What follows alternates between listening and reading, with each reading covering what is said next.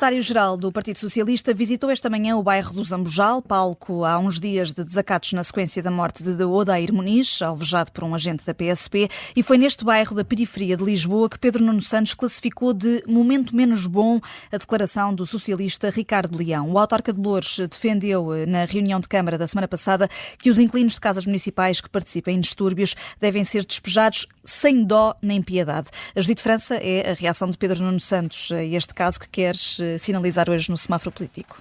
Sim, quero falar nisso porque eu acho que Pedro Nuno Santos tenta defender o autarca de Loures, o que não é tarefa fácil, e diz que o que define Ricardo Leão é o trabalho que tem feito por Loures e depois utiliza esta frase como uma espécie de pregão, repete-a sempre que quer fugir a uma pergunta.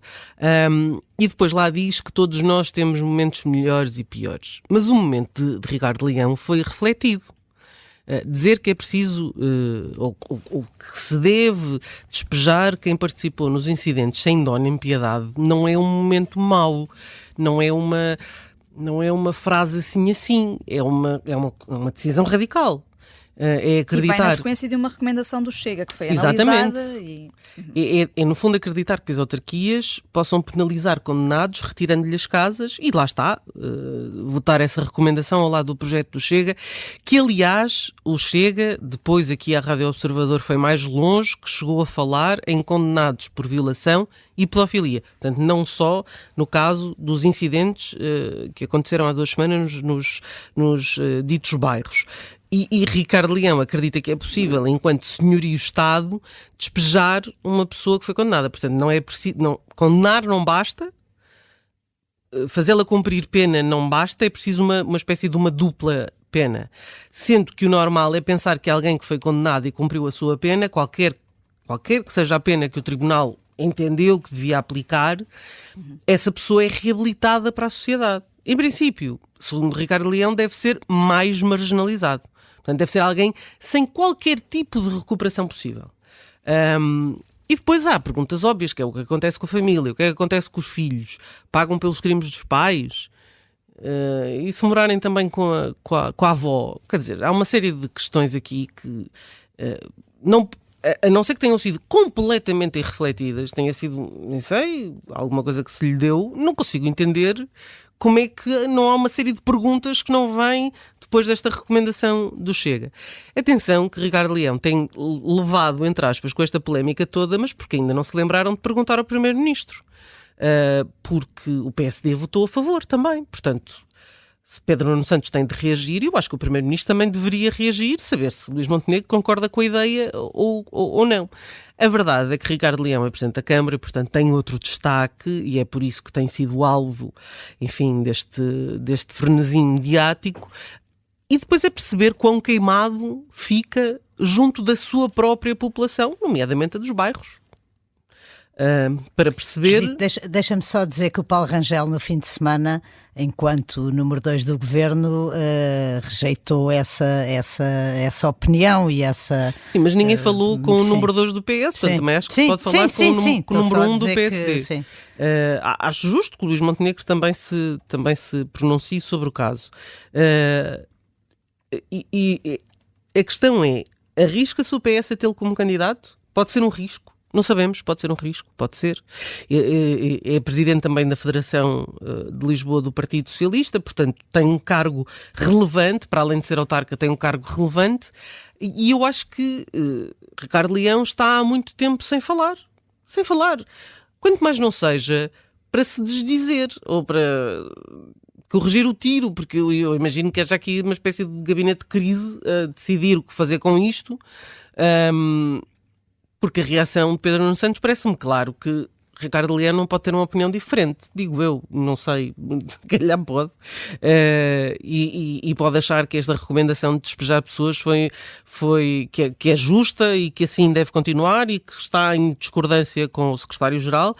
Pode ser isso, ou então pode vir dar, digamos, um passo atrás, ou 3 ou 4 atrás, para dizer que não era bem aquilo que queria, que não percebeu bem a recomendação. Enfim, o sem dó nem piedade parece-me bastante explícito. Mas enfim. Sendo que já há uma segunda posição, a essa posição assumida durante a reunião de Câmara, que foi aquele tal comunicado em que veio esclarecer que não defendia a expulsão sem que haja uma transição, sem que haja uma decisão transitada em julgado. Portanto, teve, porventura, tempo suficiente para poder refletir. Exatamente, e dar o passo atrás.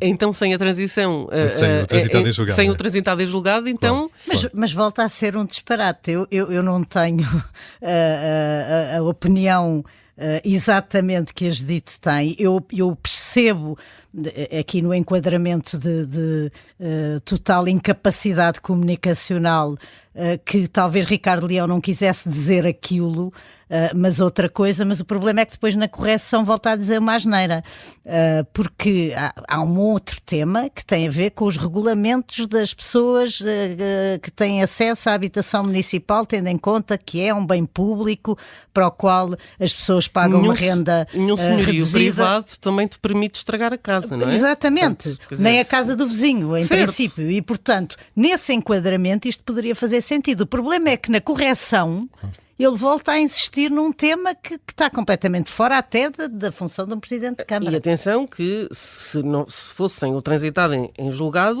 enfim, a pessoa podia ser totalmente inocente e não ter incendiado um caixote de lixo. Porque também estamos a falar de incendiado caixotes de lixo, claro, ou carros. A questão é, as pessoas cumprirem pena por terem destruído 5 veículos não é suficiente, têm que cumprir outra pena, têm que ficar sem teto. Ou seja, pessoas como estas vão ser totalmente marginalizadas da sociedade e ficam sem teto.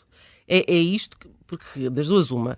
Ou as pessoas acreditam que é recuperável, que as pessoas são recuperáveis e integradas na sociedade, bom, então a alternativa é muito complicada. E aí o Ricardo Leão sequer estava melhor no Chega. E será que Pedro Nuno Santos vai conseguir recuperar da cor de semáforo que lhe vais atribuir?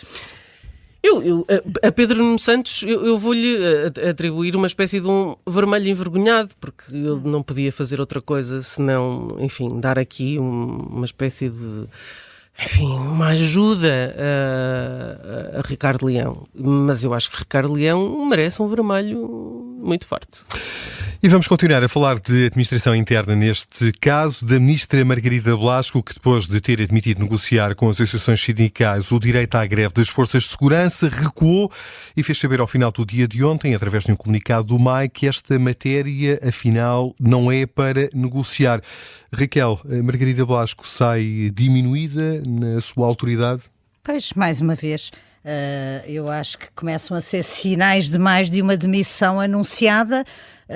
Pronto, acho que podemos assistir aqui a um braço de ferro e uma teimosia do Primeiro-Ministro querer manter esta senhora à frente da administração interna porque é ele que define os timings. Nós já vimos este filme, mau resultado, não é? Já vimos este filme, já vimos o que é que acontece. Eu acho que Margarida Blasco manifestamente tem um problema de comunicação. Aliás, já começa a ser embaraçoso porque até o próprio líder da oposição já fala com compreensão dos problemas de comunicação que tem a ministra da Administração Interna, e outros líderes políticos ao longo do fim de semana têm falado disso, o que já de si a diminui no seu papel. Porque de repente é uma notícia nacional, toda a gente sabe que a senhora é melhor não falar, o que não é bom para quem exerce um cargo político com esta dimensão, mas acho que ultrapassa de facto a questão da comunicação, aquilo que ela disse ontem à saída daquele seminário da ASP, que aliás estava marcado há muitíssimos meses, para o qual ela estava convidada há muitíssimos meses e que já tinha como tema central este tema, que é um tema que a polícia reivindica, os sindicatos de polícia reivindicam há muitos anos e continuarão a reivindicar por muitos mais. Portanto, ela não foi ao engano, nem foi apanhada numa curva. E, portanto, quando diz aquilo, tendo em conta que isto não é um engano ou uma comunicação mal feita sobre um evento que está a ocorrer, como foi o caso com os incêndios ou com os incidentes que houve agora na sequência da morte de Odair Muniz. Não é isso. É um tema central no Ministério que ela tutela. E é um tema onde há um grande consenso no chamado Bloco Central, nos dois partidos de governo, que é um tema tabu, que é um tema que não é para discutir. Há e posições... de resto, Luís Montenegro na campanha, sim, confrontado com André Ventura de falar disso. Portanto, não é um tema que ela tenha sido apanhada desprevenida. Ela sabia o que ia. E, portanto, quando diz aquilo, uma pessoa interroga-se, porque também há um dado que todos sabemos em relação a Margarida Blasco, é que ela tem um longo currículo nas áreas jurídicas e da administração interna. Ela conhece muito bem estes dossiês, pode depois não saber comunicar, mas conhece todos estes, toda a legislação que envolve aquilo que deve ser o serviço das forças de segurança, todas as restrições, tudo isso. Ela é juíza, ela foi inspetora-geral da administração interna, ela foi presidente ou diretora do SIS, ela conhece isto muito bem. E, portanto, das duas uma, ou ela disse uma coisa na qual acredita e que achava viável e foi desautorizada pelo Primeiro-Ministro, e então eu acho que não pode ser só uma desautorização. Quer dizer, se o Primeiro-Ministro Luís Montenegro tem uma Ministra da Administração Interna que acha que se deve negociar com os sindicatos da polícia o direito à greve, eu acho que isso é uma discordância de tal forma com aquilo que é o programa da AD e com aquilo que é a opinião do PSD histórica e com aquilo que é a opinião do Primeiro-Ministro verbalizada, que não pode continuar a ser Ministro da Administração Interna. Acho até que era uma boa forma de Luís Montenegro fazer aqui uma mini remodelação por divergência de opiniões. Ou então... A ministra tem um fenómeno qualquer psicológico quando vê aproximar-se um microfone e desata a dizer coisas que não pensa, porque aqui não é um caso de engano ou de má comunicação, é uma pessoa que conhece aquilo sobre o qual está a falar, que emite uma opinião, que depois o seu Ministério, passado uns minutos, umas horas, vem desmentir num claro mal-estar com aquilo que ela veio dizer publicamente, enfim, com um ar muito normal e natural. Portanto, eu fico aqui com um grande ponto de interrogação e dou um sinal encarnado à Ministra Margarida Blasco, porque das duas uma, ou ela pensa isto e então ela própria deveria sair pelo seu pé de ministra, ou ela não pensa isto e os seus problemas de comunicação incluem este tipo de afirmações, e então acho que deveria rapidamente fazer essa reflexão e perceber que não é a pessoa certa para o lugar. Queria só acrescentar, já estou a ver aqui uns olhares nervosos, mas só aqui dizer uma coisa.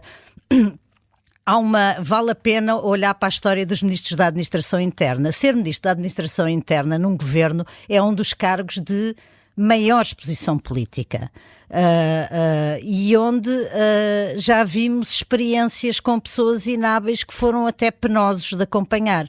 E, portanto, acho que aqui há manifestamente um erro de casting e que mais tarde ou mais cedo não tem alternativa se não ter que ser corrigido. Raquel Abcacis, este sinal para este caso que envolve a Ministra da Administração Interna, Margarida Blasco, que depois deste passo atrás ainda não prestou qualquer declaração pública. Também o Primeiro-Ministro ainda não falou sobre este caso. Fica por aqui o semáforo político.